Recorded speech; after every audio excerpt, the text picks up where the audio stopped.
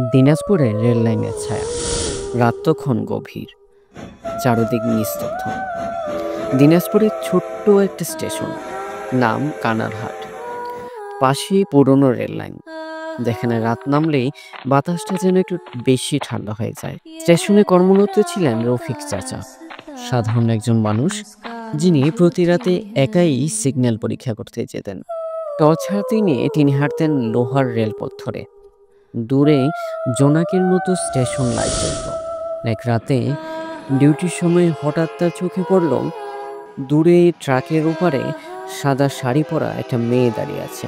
চুল লম্বা, মুখ দেখা যায় না, শুধু বাতাসে চুল উঠছে। রফিক চাচা চিৎকার করে বললেন, এই এত রাতে এখানে কেন দাঁড়িয়ে আছো? ট্রেন আসবে এখন। তুমি তিনি একটু এগোতেই দূর থেকে হুইসেল শোনা গেল। ট্রেন ছুটে গেল, বাতাসে কেঁপে উঠল ঘাড়, আলো ঝলসে উঠল। কিন্তু ট্রেন চলে যাওয়ার পর মেয়েটি আর নেই।